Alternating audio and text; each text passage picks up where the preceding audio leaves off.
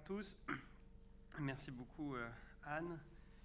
Moi aussi je voudrais donc vous remercier de m'avoir invité aujourd'hui à cet événement. Merci à l'UGK, merci au C2RP. Merci à vous tous d'être ici et merci de votre engagement. Je vais vous faire une confidence. Donc en ce moment, vous savez, l'emploi du temps d'un DG d'ARS c'est un peu compliqué. Et au début, c'est vraiment par amitié pour Anne. Elle me dit il faut venir au congrès. Alors je dis bon, je vais venir au congrès. Et ce sujet de la réhabilitation psychosociale, je ne le connaissais pas bien. Vous savez, on ne peut pas connaître non plus tous les sujets. Et j'ai bien fait de venir parce qu'en préparant ma venue ici, avec mes équipes qui travaillaient sur les sujets, je me suis rendu compte que c'était un sujet beaucoup plus important que ce que je n'imaginais. Vous savez, des fois, vous vous dites, quand vous êtes sur le terrain et que vous travaillez sur ces sujets, vous dites, mais est-ce que vraiment tous ces décideurs là en haut, ils savent ce qu'on fait, ils prennent conscience de l'importance? Non. Non, des fois, on ne sait pas. Et je pense qu'il faut avoir l'honnêteté de l'avouer. Mais bon, avec l'expérience, vous voyez, déjà, j'en apprends tous les jours. Ça fait 1 an que je suis là. Et on commence à prendre en considération tous ces sujets. Et après, ça reboucle avec un tas de choses. Et je vais vous en parler un petit peu. Parce que même si, en tout cas, et Anne Bougard l'a dit, l'Agence régionale de santé est impliquée sur ce sujet depuis longtemps. Mais son directeur général, en l'occurrence, n'était pas obligatoirement au courant de tout. Alors c'est mieux quand le directeur général est motivé sur un sujet parce que ça aide quand il y a certains arbitrages. Donc maintenant c'est le cas. Voilà. Et donc merci Anne d'avoir fait ça pour cette cause importante aujourd'hui. C'est vrai, alors on parle d'engagement d'ARS, peut-être certains d'entre vous le savent, moi je suis médecin au départ. Et donc j'ai engagé ma carrière au départ pour... ce qui me motivait, c'est la même motivation que la plupart d'entre vous, c'est-à-dire le service aux autres. On est là pour les autres. Et quand on dit on est là pour les autres, il y a les autres collectivement, on en est un peu loin, c'est un peu souvent la position de l'ARS, mais vous êtes au contact direct avec les patients. Et au départ, c'était ça qui a fait mon engagement. Et j'aime bien, dans ce type d'événement, quand je le travaille, revenir sur cette base qui est le rapport avec le patient et se mettre à leur place et de savoir ce dont ils ont besoin. Et je trouve que c'est important parce que, et notamment dans le sujet aujourd'hui, c'est les valeurs qui font notre engagement à nous tous. Et dans les sujets dont on parle, aujourd'hui, moi j'ai retrouvé 3 valeurs. Anne Bougard parlait du sens de ce qu'on fait, c'est extrêmement important. 3 valeurs qui me semblent extrêmement importantes dans l'action que vous menez tous les jours. D'abord, on est dans le champ de la santé mentale. Le champ de la santé mentale, dans la santé, c'est pas le plus simple. C'est pas le plus simple. C'est le moment quand je vois des petits hochements de tête, des gens qui disent oui, c'est vrai. Je pense que vous adhérez. C'est pas le plus simple. C'est pas le plus simple parce que le grand public a du mal, parce que c'est un domaine dont on a peur d'y tomber quand on est patient. C'est tout à fait bizarre. Quand vous êtes malade, c'est pas la même vision quand vous avez une pathologie psychiatrique qu'une autre pathologie. C'est pas la même vision de la société. Il y a ce décalage. Il y a ce décalage, donc c'est pas simple de travailler dans ce monde-là, dans ce monde de la santé mentale, alors que pourtant, c'est quand même un secteur extrêmement important de la santé. Je ne sais pas si vous le savez, mais c'est en termes de dépenses, le premier secteur de l'assurance maladie, c'est 23 milliards d'euros chaque année pour la santé mentale. C'est pour ça que maintenant, depuis un petit moment, et particulièrement cette année, le gouvernement et l'État que je représente s'est vraiment saisi du sujet de la santé mentale. Vous avez vu que le président de la République a été clôturé les assises de la santé mentale pour montrer l'importance et le fait que c'est un sujet majeur qui fait que le président de la République s'en saisisse. Ça valait la peine que le directeur général de l'ARS vienne aujourd'hui. Alors. Donc c'est vrai que ce champ de la santé mentale, c'est un champ déjà dans lequel c'est pas simple d'entrer. Mais s'agissant des journées aujourd'hui, on va un cran plus loin, puisque on va pas juste dans le soin et dans les établissements de santé ou établissements médico-sociaux. Là, on va parler de réhabilitation psychosociale. Ça veut dire que non seulement il faut être dans le champ de la santé mentale, mais en plus, il faut faire quelque chose pour lequel on a tous beaucoup de mal, c'est coopérer avec un tas d'autres personnes. Parce que la réhabilitation psychosociale, c'est pas juste des soignants avec le patient. il faut tout un environnement autour, il faut créer des liens avec la société, avec d'autres acteurs, sur le logement, sur l'emploi, sur un tas de choses. Et là, c'est encore moins facile. C'est encore moins facile. Et on voit bien que ce qui pêche aujourd'hui dans le système de santé, c'est que souvent il est un peu trop tourné vers lui-même et pas assez vers l'extérieur. Et on voit bien aujourd'hui, alors le terme qu'on utilise beaucoup à l'ARS et que vous connaissez, hein, c'est comment aller vers une société plus inclusive, et notamment pour les patients atteints de pathologies psychiatriques. Souvent, on me dit, oui, il faut que le patient soit au centre du système. Moi, je dis non, il faut qu'il soit en dehors. Il faut qu'il soit chez lui. Et le système doit aller dans la société pour pouvoir prendre en charge le patient. Mais le principe d'un patient qui est au centre de tout un système de santé, c'est pas le bon. Et c'est là où, quand je vous parlais du lien avec le patient, vous avez deux façons d'envisager ces problématiques.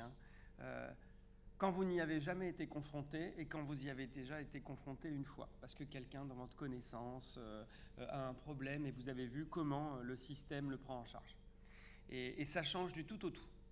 Quand vous essayez d'imaginer le système de l'extérieur ou quand vous êtes dedans, et notamment quand vous êtes dedans parce que vous y travaillez. Je suis sûr que la plupart d'entre vous, quand vous avez commencé votre carrière professionnelle, vous avez découvert un certain nombre de choses et vous avez, comme tout le monde, eu un premier rapport d'étonnement sur la façon dont les choses se faisaient. Et donc c'est vrai que là, premièrement, vous vous attaquez dans la santé à un domaine qui n'est pas le plus simple, qui demande beaucoup d'énergie, d'investissement, parce que c'est difficile. Et dans ce domaine-là, vous vous attaquez à quelque chose qui est encore plus difficile, qui est de dire je casse les barrières, je casse un système protégé, je vais vers l'extérieur, je vais avec les autres acteurs, tout ça dans l'intérêt du patient. Il n'est pas au centre du système, il est dans une société et je dois, avec l'ensemble de cette société, construire quelque chose qui soit adapté pour lui. Parce que si ce patient était quelqu'un de notre famille, c'est ce qu'on souhaiterait que le système fasse pour lui. Et ce sont des gens qui en ont besoin. J'ai souvent tendance à dire qu'on évalue la valeur d'une société à sa capacité à s'occuper des plus faibles. Vous savez, c'est ça qui nous différencie de la loi de la nature sauvage. Quand vous êtes faible dans la nature, c'est terminé. Par contre, quand vous faites société, plus une société est évoluée, plus elle a des valeurs qui nous rassemblent et plus on s'occupe de tout le monde dans une solidarité et on s'occupe des plus faibles. Donc si on n'est pas là pour s'occuper des plus faibles, à quoi on sert ? À quoi on sert ? C'est le but d'une ARS, c'est le but d'un système de santé et c'est aussi une valeur sur laquelle vous vous appuyez vous et vous vous occupez de personnes qui sont fragiles et qui ont besoin de nous pour être dans la société. Il ne faut pas les exclure de la société, il faut qu'ils soient dans la société et ils ont besoin de nous pour pouvoir vivre correctement dans cette société. Donc, je disais, premièrement, première valeur, la santé est le domaine pas le plus simple, mais un des plus importants, si ce n'est le plus important, en tout cas en termes de dépenses. Deuxièmement, au sein de ce secteur qui est déjà pas simple, vous vous attaquez à quelque chose d'extrêmement compliqué, qui est de casser les cloisons, de participer à une société plus inclusive, de faire vraiment ce qui est l'attente des patients. Et puis, ce thème du congrès aujourd'hui, troisième marche, finalement, dans la prise en charge des patients, dans leur accompagnement, les patients peuvent avoir eux-mêmes un rôle. Et ça, je peux vous dire, en tant que médecin, c'était pas gagné cette histoire, que le patient puisse avoir un rôle dans la prise en charge. Et on revient de loin. On revient d'un système où le monde de la santé, les médecins, les soignants sont là pour dire ce qu'il faut. Et le fait que des patients puissent, par leur expérience, pouvoir aider d'autres patients, c'était pas gagné au début. Alors maintenant, ça commence à se démocratiser. Pas assez vite, je pense, pas assez vite. Et dans le monde de la santé mentale, je trouve un peu plus vite qu'ailleurs. Mais quand même pas assez vite. Et je pense que c'est extrêmement important parce que vous avez pu, toute la journée aujourd'hui, vous allez pouvoir avoir des expériences et des retours d'expérience sur le sujet. Et c'est vrai que c'est extrêmement efficace. On se demande, ça fait partie des bonnes idées. Vous savez, on se demande pourquoi on ne l'a pas fait plus tôt. Et pour autant, c'est extrêmement efficace. Et là encore, vous franchissez une marche dans l'innovation, comment dire, dans l'adaptation pour la prise en charge qui soit la plus optimum, toujours avec l'idée que ce patient, cette personne qui a un problème de santé mentale, eh bien, qu'est-ce qu'il y a de mieux pour pouvoir aujourd'hui qu'il s'inclue dans la société et qu'il puisse avoir la vie la plus normale possible, ou en tout cas la sentir comme telle. Ça lui fait plaisir à lui et ça lui fait plaisir à tous ses proches également. On n'a pas parlé aussi des proches aidants, mais c'est aussi un sujet extrêmement important. S'il n'y avait pas les familles, vous le savez bien, s'il n'y avait pas les familles et les aidants autour de ces patients, ce serait aussi beaucoup plus compliqué. Donc c'est pour ça que l'ARS s'engage depuis longtemps dans ces sujets, d'abord dans la rééducation psychosociale, en finançant des centres référents comme le centre de l'UGCAM. C'est à peu près 500 000 euros par centre. On en a 2 dans la région, donc ça fait 1 million d'euros. Mais on a aussi tout un tas d'antennes, parce que on va pas. C'est bien beau de parler de ces patients, mais on ne va pas avoir que 2 endroits dans la région où on s'en occupe. Donc il faut des antennes, ce qu'on appelle nous des centres de niveau 1 pour la réhabilitation psychosociale. On en a à peu près 14 dans la région. On va en avoir 3 de plus, il me semble, dans pas longtemps, pour essayer de couvrir le plus large territoire possible. Donc c'est important que chaque patient puisse accéder à ce type de prise en charge.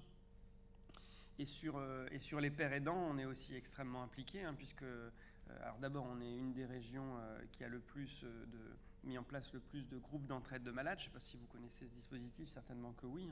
On en a plus d'une centaine dans la région. Alors c'est pas rien, c'est 8 millions d'euros quand même par an pour faire fonctionner les groupes d'entraide de malades. Donc on est vraiment une des régions à la pointe là-dessus. Et sur les médiateurs pères aidants et les formations, je pense qu'on en a formé, on est en train d'en former une vingtaine. C'est aussi 1 million d'euros, un peu plus d'1 million d'euros qu'on met pour former des médiateurs pères aidants. Donc on sait y mettre les moyens. Pourquoi je vous donne ces chiffres C'est parce que c'est pour connecter le discours que je viens d'avoir juste avant en vous disant c'est important, avec derrière des preuves. Vous savez, il y a l'amour et les preuves d'amour. Et donc vous dire aussi derrière, bah oui, c'est important. Et donc on sait mettre les moyens s'il faut, et on saura mettre plus de moyens s'il le faut. Surtout que maintenant que le directeur général est sensibilisé sur la question. C'est pour ça que mes équipes souvent se battent pour que j'intervienne sur des congrès sur leur sujet, parce qu'ils savent que derrière, après, ça facilite un certain nombre d'arbitrages.